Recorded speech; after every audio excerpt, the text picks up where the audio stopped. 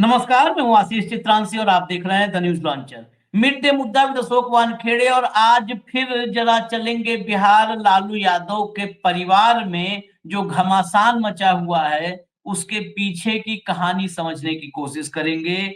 RJD में दरअसल जो खबर आपको सभी जगह दिखाई जा रही है, थोड़ी उससे अलग खबर हम आपको बताएंगे। क्यों, उसकी वजह भी साफ कर दें। बाकी सबका कोई न कोई अपना मकसद हो सकता है। हमारा कोई मकसद नहीं है। जो इंफॉर्मेशन है उसमें सूत्र भी हम नहीं बोलेंगे कि सूत्रों के हवाले से खबर है। बस इतनी मजबूरी है कि हम नाम नहीं बता सकते। जो खबर है वो बिल्कुल, मैं अपने तरफ से दावा कर सकता हूं कि एक्यूरेट खबर है। और उस जो इंफॉर्मेशन है, उस इंफॉर्मेशन के आधार पर जो एनालिसिस होगी, उस पोर्शन पे, एनालिसिस पोर्शन पे आप सभी लोग सवाल उठाने के लिए स्वतंत्र हैं, क्योंकि जरूरी नहीं कि हम जो एनालाइज कर रहे हैं वही सही। तो जो हम समझ पा रहे हैं, हमारे हिसाब से आरजेडी से गद्दारों को निकालने की तैयारी हो चुकी है। विलेन गायब हैं। जो भी विलेन हैं, पिछले 48-50 घंटे से उनको देखा नहीं गया है। अंदरूनी हलकों में जो आरजेडी में अलग-अलग राबड़ी आवास है, तेजस्वी आवास है और जो-जो बाकी अड्डे हैं, कहीं पर नहीं देखा गया है, हर जगह से गायब हैं। रोहिणी आचार्य घर छोड़ चुकी हैं और बहुत इस वक़्त उखड़ी हुई हैं। उन्होंने जो-जो बोला है ना, वो किसी भी व्यक्ति को चीर दे, आर-पार छलनी कर दे। वो ऐसे शब्द बाण हैं। और उनके साथ क्या हुआ है, वह तो और भी सोचने में बहुत गंभीर लगता है। लेकिन फिर यहाँ पर हमारा सवाल है कि क्या तेजस्वी यादव को रोहिणी आचार्य ही बचाएंगी? जैसे पिता को बचाया था, वैसे ही भाई को भी सियासी जीवन दान रोहिणी आचार्य ही देंगी। ये सवाल कइयों के गले नहीं उतर रहा होगा, लेकिन अभी हम आएंगे उस पर। और अगर ऐसा हुआ तो बीजेपी और जेडीयू, जिनके नेता सरकार गठन की बात ही नहीं कर रहे हैं कल शाम से, नीतीश कुमार का क्या होगा, शपथ ग्रहण कब होगा, दिल्ली में अमित शाह और नड्डा संजय झा, ललन सिंह को बुला करके क्या समझाए हैं, क्या फॉर्मूला निकाले हैं, कोई नहीं उस पर बाइट दे रहा है, कोई बयानबाजी नहीं। सब के सब लालू यादव के परिवार के विशेषज्ञ बने घूम रहे हैं। तो इनका भी सपना क्या रोहिणी ही तोड़ेंगी? इन्हीं सवालों के साथ भाव को लाइए, फिर चर्चा शुरू करते हैं। स्वागत है भाव। भयंकर बवाल चुनाव में इस हार के बाद ज्ञानेश कुमार ने सिर्फ हराया नहीं है, एक परिवार में जलजला ले आया है। हालांकि कई बार हमें लगता है कि ऐसे जलजलों के बाद जब बहुत ज्यादा गंदगी होती है तो जलजले में सफाई भी हो जाती है। बिल्कुल। तो क्या विपक्ष में और कांग्रेस में तो खैर उम्मीद नहीं है कोई सफाई उफाई का, वो बेणु ही 6 साल से है, 60 साल तक बेणु बेणु बेणु। सबूत वेणु। लेके फिर अभी आएंगे वेणुगोपाल, सबूत लाएंगे, बिहार में भी सबूत लाएंगे। लेकिन राजद में लगता है सफाई हो जाएगी, गंदगी की सफाई। जरा खबरें लाइए, पहले पहले एक नंबर से शुरू करिए, एक नंबर दिखाइए। रोहिणी आचार्य का ट्वीट, ये आज का है, कल तक का हमने सब छोड़ दिया है, कल तक का सब दिखा दिया था जब वो घर छोड़ी। आज का ट्वीट है, कल एक बेटी, एक बहन, एक शादीशुदा महिला, एक मां को जलील किया गया, गंदी गालियां दी गई, मारने के लिए चप्पल उठाया गया, मारने के लिए चप्पल उठाया गया। मैंने अपने आत्मसम्मान से समझौता नहीं किया, सच का समर्पण नहीं किया, सिर्फ और सिर्फ इस वजह से मुझे बेइज्जती झेलनी पड़ी। कल एक बेटी मजबूरी में अपने रोते हुए माँ बाप बहनों को छोड़ आई, मुझसे मेरा मायका छुड़वाया गया, मुझे अनाथ बना दिया गया। आप सब मेरे रास्ते कभी न चले, किसी घर में रोहिणी जैसी बेटी बहन न पैदा हो। ये रोहिणी आचार्य की ये वेदना है। आज 11:20 पर सुबह ये ट्वीट आया। लेकिन इस ट्वीट के बाद भी ट्वीट आए हैं, जरा सेकंड वाला ट्वीट दिखाइए। दूसरे नंबर का ट्वीट लाइए पहले। दूसरे नंबर का ट्वीट ये देखिए। कल मुझे गालियों के साथ बोला गया कि मैं गंदी हूं और मैंने अपने पिता को गंदी किडनी लगवा दी। करोड़ों रुपए मैंने लिए, टिकट लिया तब लगवाई गंदी किडनी। सभी बेटी बहन जो शादीशुदा हैं उनको मैं बोलूंगी कि जब आपके मायके में कोई बेटा भाई हो तो भूल कर भी अपने भगवान रूपी पिता को नहीं बचाएं। अपने भाई उस घर के बेटे को ही बोले कि वो अपनी या अपने किसी हरियाणवी दोस्त की किडनी लगवा दे। सभी बहन हरियाणवी दोस्त वही संजय यादव है। अभी हम आपको बाइट भी सुनवाते हैं, इस ट्वीट के बाद बाइट भी एक छोटी सी सुनवाएंगे रोहिणी की। हरियाणवी दोस्त की किडनी लगवा दे। सभी बहन बेटियां अपना घर परिवार देखें, अपने माता पिता की परवाह किए बिना अपने बच्चे, अपना काम, अपना ससुराल देखें, सिर्फ अपने बारे में सोचें। मुझसे तो ये बड़ा गुनाह हो गया कि मैंने अपना परिवार, अपने तीनों बच्चों को नहीं देखा। किडनी देते वक्त ना अपने पति, ना अपने ससुराल से अनुमति ली। अपने भगवान, अपने पिता को बचाने के लिए वो कर दिया जिसे आज गंदा बता दिया गया। आप सब मेरी जैसी गलती कभी न करें, किसी घर रोहिणी जैसी बेटी ना हो। अब भाऊ मैं आपके पास आऊं उससे पहले जरा मैं थोड़ा सा बता दूं कि मामला है क्या।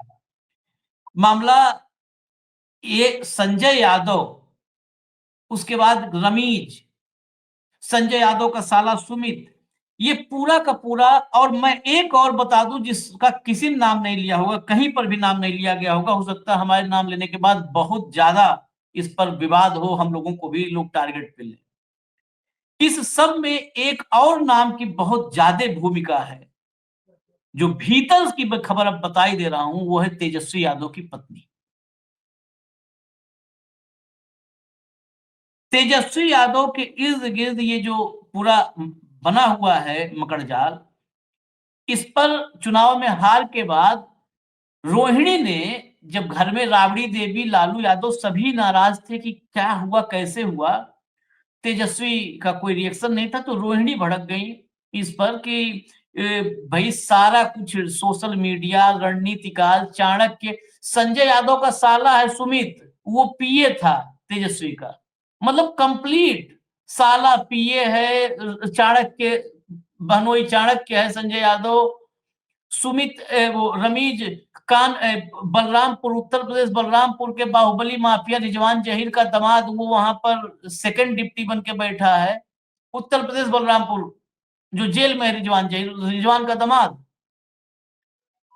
वो सब वो क्रिकेट से दोस्ती, सब क्रिकेट से कैसे कैसे आए, ये सारे जो है मिलकर के। तो कोई जब रिएक्शन नहीं आया तो रोहिणी ने मोर्चा खोल दिया।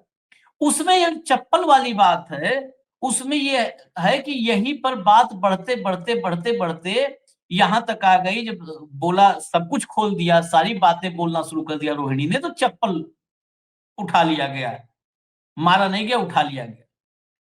और फिर रोहिणी ने तत्काल घर छोड़ दिया। मीसा भारती ने बीच बचाव किया, राबड़ी देवी ने रोकने की कोशिश की रोहिणी को, लेकिन रोहिणी रुकी नहीं, घर छोड़ के चली गई। जरा बाइट सुनिए, ये एयरपोर्ट जब पहुंची थी, तो एयरपोर्ट पहुंचने के बाद की बाइट लाइए भैया।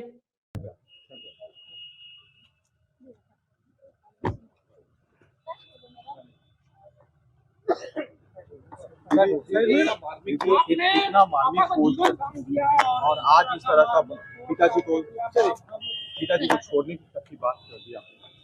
नहीं, मेरा कोई परिवार नहीं है। अब ये जाकर के आप संजय, रमीज, तेजस्वी यादव से पूछिए, मेरा कोई परिवार नहीं है। वही लोग निकाला है हमको परिवार से, क्योंकि रिस्पॉन्सिबिलिटी लेना नहीं है उनको। पूरा दुनिया बोल रहा है जो चाणक्य बनेगा, तो चाणक्य से आप सवाल पूछिएगा। जब कार्यकर्ता चाणक्य से सवाल कर रहा है, पूरा देश दुनिया सवाल कर रहा है कि पार्टी का ये ऐसा हाल क्यों हुआ। अब जब संजय और रमीज इन लोग का नाम लीजिए तो आपको घर से निकाल दिया जाएगा, आपको बदनाम किया जाएगा, आपको गाली दिलवाया जाएगा, आपके ऊपर चप्पल उठा करके मारा जाएगा। ये रोहिणी खुद है। अब जरा कुछ थोड़ा सा बस आपके पास आता हूं, थोड़ा कुछ और सुनवा देते हैं। देखिए ये माहौल में पिताजी का एक इशारा काफी, इन जयचंदों को जमीन में गाड़ दूंगा। बहन रोहिणी के अपमान पर उबल पड़े तेज प्रताप, क्योंकि तेज प्रताप पहले घर से बाहर हुए हैं। आरजेडी पर तेजस्वी के करीबियों का काला साया, लालू परिवार में भड़कती आग और रोहिणी के विद्रोह की इनसाइड स्टोरी। ये तो सब इनसाइड स्टोरी वगैरह जो ये लोग लिखे हैं उनसे ज्यादा इनसाइड अभी हम बताते हैं। अब जरा सुनवाइए, फटाफट फटाफट बाइटें सुनवा दीजिए, थोड़ा नहीं देखिए संभाल लोग कैसे। सकते हैं और हाँ। राज्य और देश संभालने की बात करते हैं। देखिए हार, पराजय और जीत दो जीवन के दो पहलू हैं और हमें हार भी उसी तरह से स्वीकार करना चाहिए जैसे हम जीत स्वीकार करते हैं। और लोकतंत्र में जनता मालिक होती है और जनता का जो भी आशीर्वाद हो, जो भी आदेश हो, उसको सहर्ष स्वीकार करना चाहिए। ये विचलित होने की बात नहीं होनी चाहिए। जिस तरह से उन लोग धैर्य खो दिए हैं और जिस तरह से पारिवारिक कलह सतह पर आ गया, इससे लगता है कि ये लोगों को अगर मौका मिलता सरकार बनाने का तो ये तांडव करते रोड पर। आज घर के अंदर तांडव कर रहे हैं, कल रोड के अंदर तांडव करते हैं। तो जनता समझदार है, जनता समझती है, इसलिए ऐसे लोगों को मौका नहीं मिला। हम तो यही तेजस्वी यादव जी से कहेंगे कि आत्ममंथन कीजिए, आत्मशुद्धि कीजिए और इस हार से। ये जीतन मांझी के बेटे हैं, जीतन मांझी की हैसियत एक विधायक से ज्यादा नहीं थी। नीतीश कुमार ने, सिर्फ रेफरेंस में बता रहा हूं, मुख्यमंत्री बना दिया और जब हटाया था तो पार्टी छोड़ करके वो भी नाच ही रहे थे, जैसे बता रहे हैं कि सड़क पे नाचते। तो इतना सब्र होना चाहिए कि किसी के खैरात को अगर दिया हुआ खैरात वापस ले ले तो सड़क पे नाचना नहीं चाहिए। ये अपने पिताजी को बताइएगा। चलिए जब हम लोग बताएंगे तो सब कुछ बताएंगे। अब इनको सुनिए। भारत का बिहार एक ऐसा प्रांत है जिसने देश की राजनीति को दशा और दिशा दी है। वह केवल राजनीतिक क्षेत्र में नहीं, सामाजिक सवालों पर भी एक महत्वपूर्ण भूमिका अदा की है। यहाँ से उठी हुई चिंगारी दिल्ली तक पहुंचती है। तो स्वाभाविक आदरणीय प्रधानमंत्री जी ने जनता के जनादेश की व्याख्या के क्रम में नामदार और जमानती की चर्चा की है। अरे ये दागदार लोग हैं और बिहार बिना दाग का नेतृत्व चाहता है। तो स्वाभाविक है जो दागी नेतृत्व बिहार की जनता को कबूल नहीं है, चूंकि हम अपने पुरखे का अपमान सह नहीं सकते हैं। लंपट राजनीति का यह अंत होना तय था, लेकिन इतना दुखद अंत होगा यह आम लोगों के लिए भी एक महत्वपूर्ण विषय है कि जनता जिसको प्यार करती है दिलो जान से और घृणा करती है तो दिलो जान से।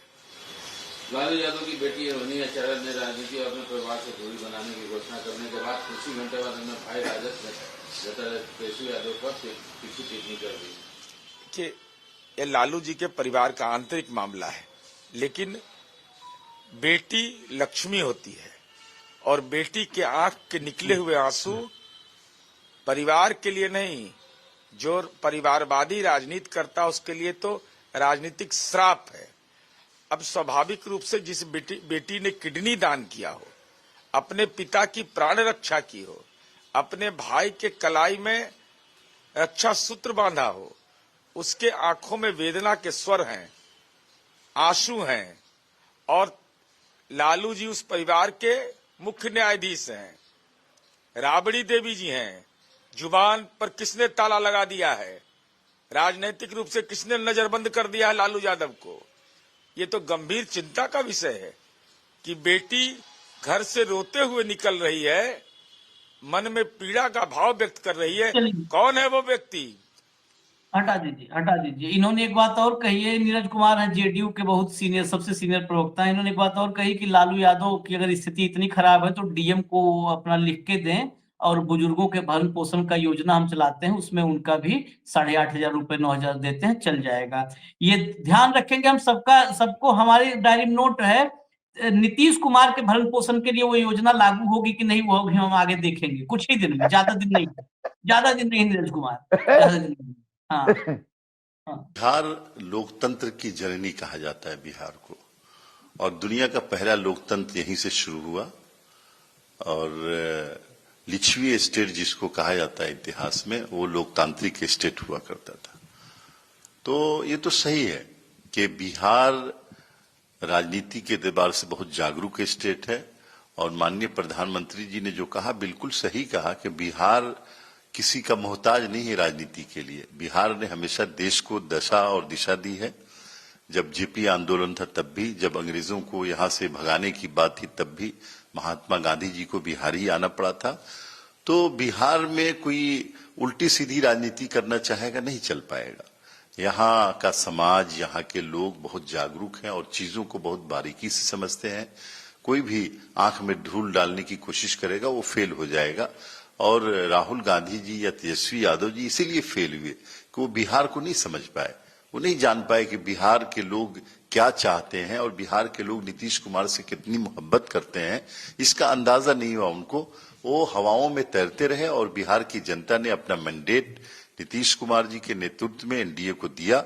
और आज एनडीए सबसे बड़ी पार्टी और एक लैंडस्लाइड विक्ट्री हासिल करके बिहार को फिर से तरक्की की राह पर लगाने जा रही है। और सर जैसे विधायक दल की बैठक और विपक्ष होगा, तो ये कब तक हो जाना है जेडीयू की तरफ से? देखिए, कल तो इलेक्शन कमीशन ने रिजल्ट दिया है। हटा दीजिए। बस भावुक पास सीधे चलते हैं। भावुक, पहले आपका रिएक्शन आ जाए तभी अब आगे इस कहानी को बढ़ाया जाए। ये उछल कूद पर भाजपा और जदयू को अपना काम छोड़ के मजे में क्यों हैं? ये मजा क्यों ले रहे हैं? देखिए आशीष जी, अभी उनको फोकस चेंज करने के लिए समय मिला। हाँ। क्योंकि जो ज्ञानादेश आया है, जो मतों की गिनती में डिस्क्रिपेंसी आ रही है, कई जगह सब समझ रहे हैं कि ये चुनाव के नतीजे कैसे हैं, ये कैसे हाईजैक किए गए हैं। मैं कल ही मतलब अभी थोड़ी देर पहले महाराष्ट्र से ही लौटा हूँ। जब हमने इसको महाराष्ट्र का कंपेयर किया तो महाराष्ट्र की जनता ने कहा कि बिल्कुल, मतलब कई एक जगह मैं एक किसी ऐसे शादी में गया था जहाँ बहुत सारे पॉलिटिकल लीडर्स भी थे। उन्होंने कहा कि बिल्कुल महाराष्ट्र में भी ऐसे ही डिजाइन किया गया और ये डिजाइंड नतीजे हैं। अब जब सब दूर लोग कह रहे थे कि भाई ये है, प्रधानमंत्री बोल रहे थे मैंने गर्दा उड़ा दिया, जो वो लहराते हुए आए। तो वो हमारे प्रधानमंत्री कई रूप में पाए जाते हैं। मैंने तो कई बार कहा कि दिलीप कुमार से लेकर अमिताभ बच्चन की छुट्टी हो जाती है यदि ये फिल्म इंडस्ट्री में होते, क्योंकि ये अलग-अलग रूप और अलग-अलग रंग में ढल जाने में बहुत, एक एक्टर से भी बड़े, अभिनेता से भी बड़े अभिनेता है, हालाँकि नेता है। तो सारा फोकस अब कोई बात नहीं कर रहा है कि चलो ठीक है, जो हार गए उनके यहाँ झगड़े होंगे, होते हैं। आज आपके यहाँ जब बीजेपी के यहाँ जब एक आदमी को निष्कासित किया गया और उसने पार्टी से इस्तीफा दिया ये बोलकर, और बड़े नेता है, कद्दावर नेता थे जो मंत्री थे कैबिनेट में भाई, एक ब्यूरोक्रेट थे। जब उसने ये कहा कि क्या भ्रष्टाचारियों को टिकट देने को विरोध करना ये पार्टी अनुशासनहीनता है, तो फिर ऐसे पार्टी में रहना ही क्यों? व्यभिचारी और भ्रष्टाचारियों को देना है तो। यदि ये सवाल उसने उठाया तो उस पे जनता दल यूनाइटेड क्यों नहीं रिएक्शन दे रही है? वो कह रहे हैं कि भाई अपराधी छवि के और बिहार को नहीं समझ पाया। बिहार की जनता को सब लोग समझ पाए। अब बिहार की जनता नहीं समझ पाई चुनाव आयोग को, और बिहार की जनता जानती है कि उन्होंने वोट किसको दिया और नतीजे क्या निकले। तो आपको फोकस चेंज करना है, तो आपको जब फोकस चेंज करना है तो आपको कांग्रेस में तो कोई हलचल नहीं, देखिए कांग्रेस को कोई फर्क नहीं पड़ता। एक बार हार गए, अब ये जो हारने वाली टीम है, ये जो तुम्हारे केसी वेणुगोपाल जी के नेतृत्व में जितने भी लोग रहेंगे, ये सब अब आसाम और बंगाल के प्रभारी होंगे। एलोवेरा वगैरह ये सब जितना भी है लोग, ये सब बंगाल और आसाम भेजे जाएंगे ताकि आपको जो हार है वो सुनिश्चित करनी है कि किसी भी हालत में हेमंत विश्व शर्मा को जिताना है वहां पे, और वहां को ममता का राज खत्म करना है। ये लोग अब बंगाल जाएंगे, ये लोग डीएमके तमिलनाडु भी जाएंगे हरवाने के लिए। यही टीम होगी, देखना आप। कोई स्क्रीनिंग कमेटी का इसमें जो चेयरमैन होगा वो उसमें इंचार्ज होगा, उसका इंचार्ज इसमें स्क्रीनिंग कमेटी का चेयरमैन होगा। राहुल गांधी और केसी वेणुगोपाल के पास गिन के 6 लोग हैं, वही पत्ते फेंटते रहते हो। हम्म, और वही चुनाव क्या एक बड़ी दावे करते हैं और चुनाव के नतीजों के बाद नेपथ्य में चले जाते हैं। कोई रिस्पॉन्सिबिलिटी, जवाबदेही किसी की नहीं है। रोहिणी आचार्य ने क्या कहा? रोहिणी ने सिर्फ घर में मंथन करते हुए कहा, जवाबदेही तय कीजिएगा। इसी जवाबदेही की बात राहुल गांधी कर रहे थे जब 2019 में लोकसभा चुनाव हारे और वो अध्यक्ष थे पार्टी। तो वो इतना बड़ा बंडल लेके बगल में पूरी फाइल लेके जिसमें हरे रंग का कवर था, वो सीडब्ल्यूसी मीटिंग में गए। क्या था उस फाइल में, इतना बड़ा मोटा फाइल में? वो रिकमेंडेशन थे सीडब्ल्यूसी के मेंबर्स के, हाँ, इसको लोकसभा टिकट दिया जाएगा, इसको लोकसभा टिकट दिया जाए। उन्होंने एक ही बात कही थी वहां पे कि भाई ये आप लोगों ने रिकमेंड किए थे, ये लोग हारे क्यों? मैं तो राष्ट्रीय अध्यक्ष होने के नाते रिस्पॉन्सिबिलिटी लेके इस्तीफा दे रहा हूं, आपका क्या? सारे सीडब्ल्यूडी वाले चुपचाप बैठे रहे। राहुल गांधी का इस्तीफा इस्तीफा हो गया और सीडब्ल्यूसी वाले शर्म के मारे कि जैसा मतलब एक शर्म होती है कि उसने इस्तीफा दिया तो हमको भी देना चाहिए, वो इस्तीफा देना छोड़ो, राहुल गांधी की जगह किसको अध्यक्ष बनाया जाए इसमें होड़ लग गई। राहुल गांधी गए तेल लेने।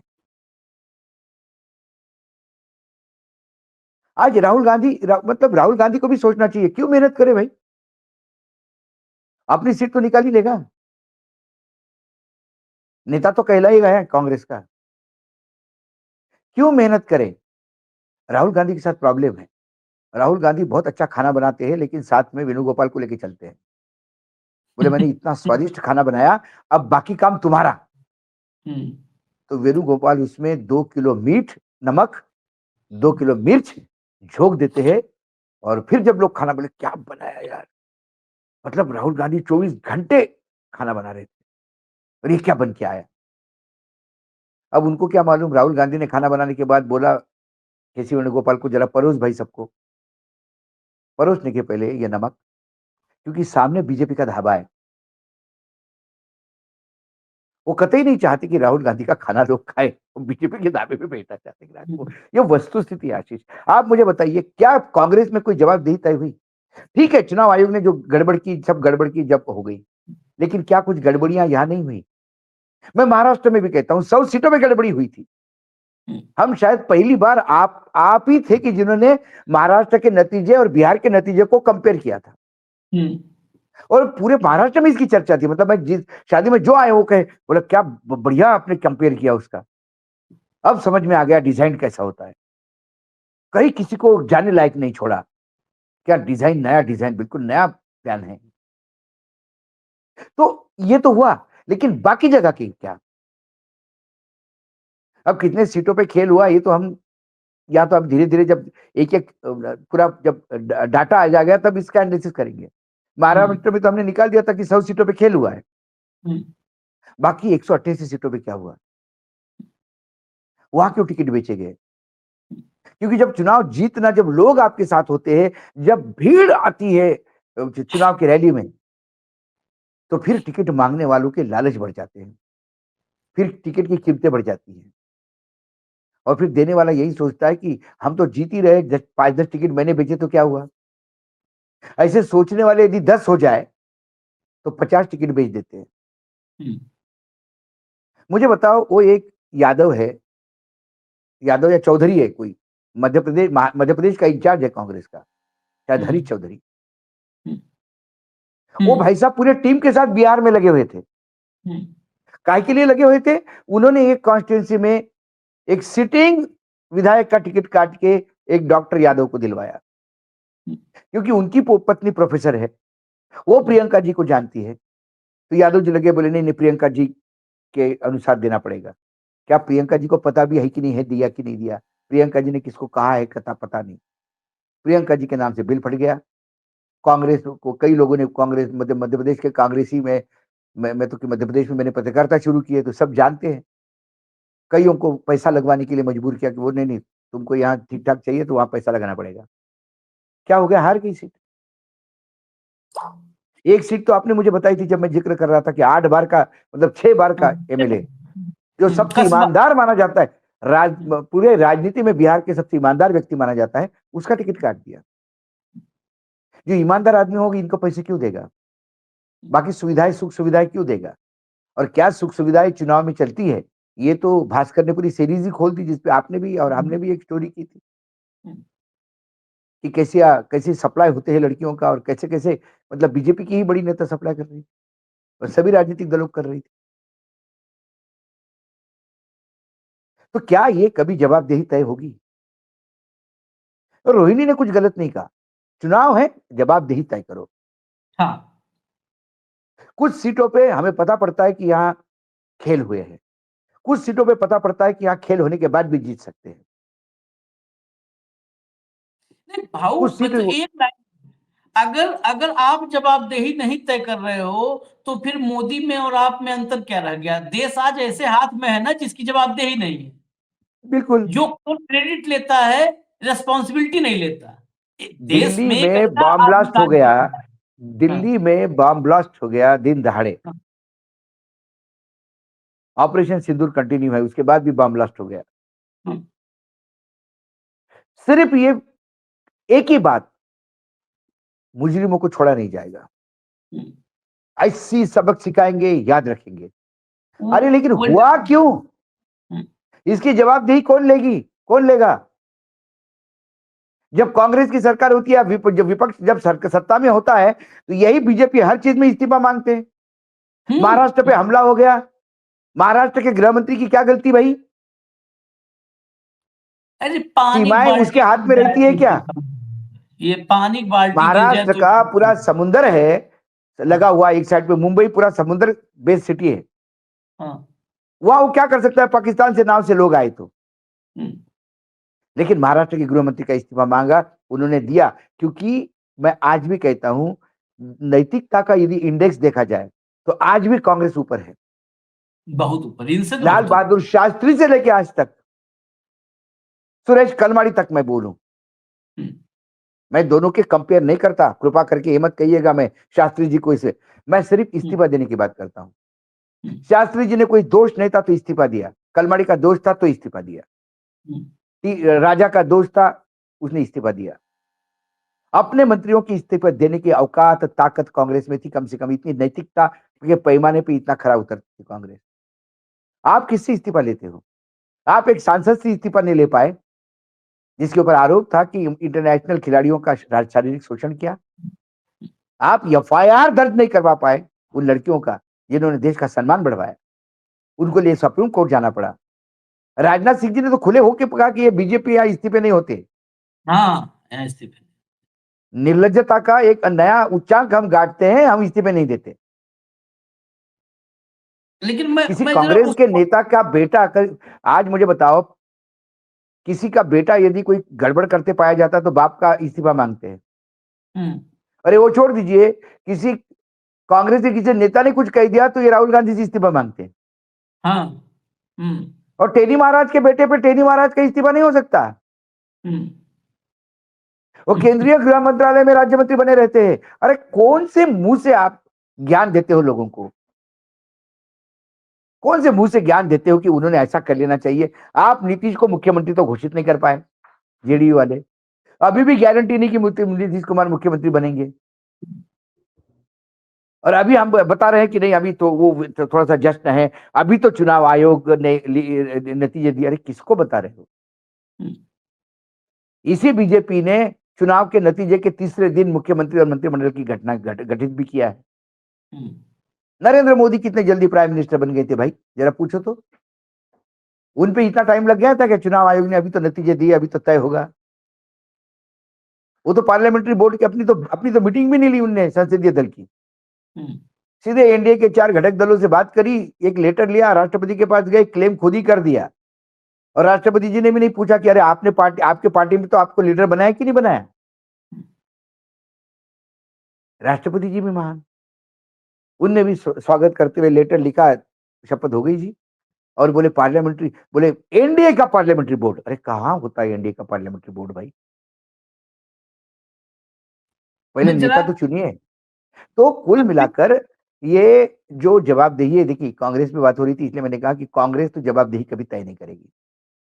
कांग्रेस अब दूसरी बात, और एक नई बात मुझे और पता पड़ी कि कांग्रेस कई जगह पे हैट्रिक जैसे क्रिकेट में हैट्रिक होता है ना, एक ही ओवर में लगातार आप 3 विकेट लो तो हैट्रिक मानी जाती है उसको। चेतन शर्मा जी हमारे मित्र है, बहुत अच्छे क्रिकेटर, उन्होंने वो हैट्रिक के लिए बहुत फेमस है वो। एक ही लगातार 3 विकेट लिए थे उन्होंने। तो कांग्रेस भी एक ही उम्मीदवार लगातार 3 बार जब तक नहीं हारता, तब तक उसके बारे में सोचती नहीं। कांग्रेस हर उम्मीदवार को हैट्रिक करवाती है। ये नया कंसेप्ट है कांग्रेस का। मैं जब फिर आता हूँ, इस हो गया है वक्त, लेकिन फिर आते हैं जरा जहां से चले थे वहां का हिस्सा भी छूटा हुआ है, रोहिणी। कि क्या रोहिणी ही तेजस्वी को ही बचाएंगे, पिता को बचाया था। चलो एक बाइट है, सुनाइए, एक बाइट सुनाइए। हाँ जी, मैं फिरोज। बताना चाहूँगा, जो मैंने कल न्यूज़ जो है सोशल मीडिया पे और न्यूज़ चैनलों के माध्यम से सुना कि रोहिणी का जो बयान आया, रोहिणी दीदी का, तो उनका दर्द मैं समझ सकता हूँ। ये रमीज का जो नाम इन्होंने लिया है, ये रमीज हमारे यहाँ का ही है। ये पूर्व सांसद रिजवान जहीर का दामाद है और बहुत बड़ा अपराधी है भाई। ये तो हमारे भाई के हत्या में जो है जेल में बंद था। अभी तो इसने जमानत पाके जाके सीधे तेजस्वी के यहाँ अपना शरण लिया। यूपी में तो इसका कोई ठिकाना था नहीं, तो इसलिए वहां जाके बिहार में इसने शरण लिया। और हमें लग रहा है कि इसने तो लालू परिवार में भी मारपीट करा दी और उसको भी बर्बाद करने पे लगा हुआ है। तो मुझे ये कहना है कि ये बहुत बड़ा अपराधी है भाई। और इसको कैसे वहां तेजस्वी जी को ये समझना चाहिए, एक अपराधी को लेकर के और मुख्यमंत्री बनने का ख्वाब देख रहे हैं, तो मुझे तो नहीं लग रहा ये संभव हो पाएगा। जो अपने घर को ही खुद बर्बाद करके जाके बिहार में छुपा हुआ है, तो ये कैसे संभव हो सकता है भाई। तेजस्वी जी इतने बड़े राजनीतिक घराने से हैं, इनको तो समझना चाहिए ये बातें। उसको हेलीकॉप्टर में बैठा के चल रहे हैं भाई। मुझे बड़ा आश्चर्य हो रहा है इस बात को लेकर के कि तेजस्वी जी मुख्यमंत्री बनने का सपना देख रहे हैं और उसको एक अपराधी को साथ में लेके चल रहे हैं। तो ये जंगल राज नहीं है और क्या है भाई। जो जंगल राज का इन लोगों के ऊपर आरोप लग रहा है, यही वजह है। जब ऐसे अपराधियों को साथ में पालेंगे, शरण देंगे ले जाके, तो जंगल राज का तो एक नमूना है ही है। फिर ये सपना इनका कहां से पूरा होगा। ये तो मैं बधाई दूंगा वहां की जनता को कि उसने एनडीए की सरकार चुनी और इन अपराधियों को जो है वहां ठौर ठिकाना ना मिले। मैं तो यही कहूंगा वहां के आने वाली सरकार से भी मैं कहूंगा और कि ऐसे अपराधियों को बिहार में भी शरण ना मिले। ये तो यूपी से भाग के वहां बिहार में शरण ले लिए हैं ना। तो एक तो रिजवान जहीर इसका जो ससुर है, वो रिजवान जहीर मैं बता चुका पहले, जो बता रहे रिजवान जहीर मतलब बहुत कुख्यात नाम है बलरामपुर गोंडा इलाके में। ये जो जिनकी बाइट थी, इनका नाम है अफरोज, फिरोज पप्पू, जिनकी हत्या हुई थी। फिरोज की हत्या में ये जो है रमीज जेल में था अफरोज के मुताबिक। अफरोज फिरोज के भाई है जिनकी फिरोज की हत्या हुई थी। ये ऐसा नहीं है कि कोई मतलब वो भाजपा कार्यकर्ता की बाइट हो। ये सुनाने का मकसद ये था कि रोहिणी ने जो कहा है उस बात में, और ये हमने कल भी बताया था, कल फोटो भी दिखाई थी, लाया कौन? करीब ये संजय यादव, पूरा नेटवर्क संजय यादव का है। अब एक बात और मैं आज बता दूं, संजय यादव की दोस्ती तेजस्वी से करवाने में कौन मुख्य भूमिका में था? राम कृपाल यादव, जो भाजपा के अब इस बार भी विधायक चुने गए हैं, मंत्री भी बनेंगे, भाजपा में आ गए, राजद में थे राम कृपाल यादव। लालू जब तक राजद में थे, सब लोग जो उस दौर में देखे होंगे आज से 10 साल पहले, सबसे ज्यादा टीवी कैमरा पर, माइक पर बाइट देते राम कृपाल यादव नजर आया करते थे प्रवक्ता के रूप में। और राम कृपाल सबसे करीबी थे। राम कृपाल आज भी लालू यादव के खिलाफ कभी उनकी बाइट में ढूंढने की कोशिश भी किया, राम कृपाल कभी लालू यादव के खिलाफ बोलते नजर नहीं आते हैं। आज भी रिएक्शन लिया गया तो कहे कि मैं तो कुछ और नहीं कहूंगा, बस बेटी है, अगर घर की बेटी है तो बेटी के साथ कुछ गलत नहीं होना चाहिए, ये ध्यान रखना चाहिए। एक ही आदमी परिवार तोड़ रहा है, बस इतने बोले। रामकृपाल लालू के सबसे प्रिय लोगों में से थे, छोड़ के गए। रामकृपाल यादव का बेटा और तेजस्वी यादव ये सबसे घनिष्ठ मित्र थे, सबसे घनिष्ठ मित्र थे। कई बार पार्टी लाइन से अलग भी दोस्ती होती है, अलग अलग पार्टी के नेता होते हैं, लेकिन दोस्ती होती है। रामकृपाल चले गए, लालू यादव को पता था। रामकृपाल जाने के बाद भी लालू यादव कभी लालू यादव को अपशब्द या कुछ भी गलत नहीं बोला। रामकृपाल के बेटे ने संजय यादव तेजस्वी की दोस्ती कराई। संजय यादव ने सबसे पहले तेजस्वी यादव से रामकृपाल के बेटे को दूर करवा दिया, रामकृपाल के बेटे को दूर करवा दिया। और छाट छाट करके कौन लाए? अपने साले को पीए बना दिया, साला तेजस्वी का पीए। ये रमीज जो है, ये भी क्रिकेट खेलता था, तो क्रिकेट का प्यार मतलब कैसे सेट होता है, क्रिकेट क्रिकेट जोड़ करके उस दोस्ती करवा दिया। आ जाओ सब के सब लग जाओ।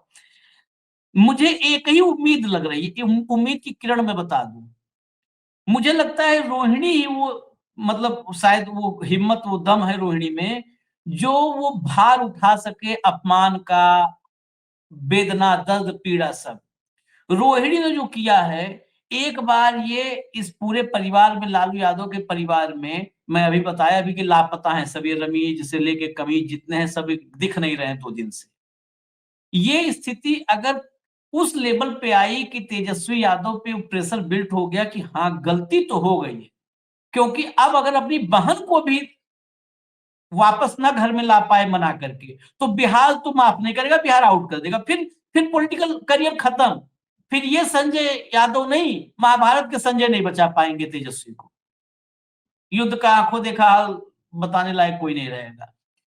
तो अब ये प्रेशर रोहिणी की वजह से आ गया है कि तेजस्वी को कहीं न कहीं दिखाना पड़ेगा बिहार को कि नहीं, हमारे लिए बहन महत्वपूर्ण है, हमारे लिए बहन, पिता का सम्मान महत्वपूर्ण है। ये हरियाणा से और यहाँ-वहाँ से आए हुए कथित चाणक्य हमारे लिए महत्वपूर्ण नहीं है। तो ये दिखाना होगा, ये प्रेशर बिल्ड करने के लिए बहुत बड़ी कुर्बानी रोहिणी ने दी है। ये दूसरी एक बात और मैं बता दूं, ये सच हो सकती है या गलत हो सकती है। रोहिणी ने वो नब्ज दबा दी है राजद को बचाने के लिए, जिस मतलब वो रास्ता खोला है, वो दरवाजा खोला है राजद को बचाने के लिए, जिस रास्ते से तेजस्वी निकल सकते हैं। भाऊ, बिल्कुल मानता हूं। जिस रास्ते से, क्यों? क्योंकि इतनी बड़ी हार के बाद 5 साल आप सत्ता में नहीं रहोगे, आपके 25 विधायक भी नहीं रह जाएंगे, ये भी घटेंगे भी धीरे धीरे। बिल्कुल बिल्कुल बिल्कुल बिल्कुल। अब अच्छा, तेजस्वी एक नाकाम, बेकार, फेल नेता के रूप में कंटिन्यू भी नहीं कर पाएंगे राजद को। रोहिणी के इस रास्ते पर है बिल्कुल सही करेक्टर जिन्होंने नुकसान करवाया है, लेकिन रोहिणी ने वो रास्ता खोला जुबान खोल करके कि अब तेजस्वी और राजद बैठ करके मनन चिंतन कर करके एक निष्कर्ष पर आ सकता है कि इस हार का जिम्मेवार ये हैं, ये विलेंस हैं। हमने गलती किया जनता के सामने कि हमने गलती किया, हमने इन पर भरोसा किया। तो आप को एक एग्जिट का रास्ता भी मिल जाएगा। अगर विलेंस को आप बाहर करोगे तो एग्जिट का रास्ता कि हाँ, जनता कहेगी कि हाँ तेजस्वी गलत जनता किया था, एक्सेप्ट कर लिया। जनता जो आपके प्रति एक नफरत भरा माहौल की बहन को भी नहीं छोड़ा इन लोगों ने, वो माफ कीजिएगा, वो जनता आपको सिंपैथाइज हो जाएगी। देखिए आशीष जी, गलती मानना ये इंसान की सर्वश्रेष्ठ क्वालिटी है। अपनी गलती मानना सर्वश्रेष्ठ क्वालिटी। चलिए अब देखिए तो क्या होता क्या है। क्या नहीं, अब क्या लालू यादव, राबड़ी देवी, ऐसा तो नहीं होगा कि लालू यादव और राबड़ी देवी घर में कोई बात नहीं कर रहे होंगे? ऐसा तो नहीं होगा कि अ, रोहिणी चली गई तो घर में इम्पैक्ट नहीं हुआ होगा? बहुत सारी चीजें हैं, बहुत सारी चीजें हो रही है घर के अंदर, बहुत सारी चीजें हमारे पास भी आती है, लेकिन कई मजबूरियां भी होती है कि जो हम नहीं बोल सकते, क्योंकि फिर उसमें जो सोर्स है वो आउट हो जाता है, क्योंकि बहुत ही कुछ एक्सक्लूसिव बातें होती है कि जो घर में हो रही है अभी। और मुझे लगता है कि जो लाइन आपने ली है वो कमोबेश उसी लाइन के आधार पर, क्योंकि मुझे पता है कुछ बातें आपको भी पता है, लेकिन कुछ मैंने कहा कि कुछ बातें नहीं हो सकती है। बीजेपी में भी कुछ बातें हमको पता है, संघ की भी कई बातें चर्चा भी पता होती है, खूब हो लेकिन ये रही बोल है। नहीं सकते। चर्चा में बोल नहीं सकते क्योंकि वो सोर्स जो है वो एक्सपोज़ हो जाता है, हाँ, क्योंकि वो अकेला सोर्स है जिसके पास ये इन्फॉर्मेशन होती है। तो कई बार सोर्स को चर्चा बचाना होता है, खूब लेकिन हम एक हमेशा एक लाइन पे हम उसको रखने का प्रयास करते हैं कि ये इन्फॉर्मेशन है तो ये हो सकता है, इसके पीछे क्या-क्या घटित है। इसलिए आशीष जी ने पहले ही कहा कि हम इस बार नाम नहीं ले पाएँगे, लेकिन इन्फॉर्मेशन पक्की है। न्यूज़ लॉन्चर मुझे लगता है कि 99.9% खबरों के मामले में या विश्लेषण हो सकता है व्यक्तिगत कभी आपको लगे, हुँ, लेकिन खबरें के मामले में जिस पे है, उस पे हम अडिग रहते हैं और उसी को लेकर थोड़ी बहुत क्रेडिबिलिटी हमारे बीच में है।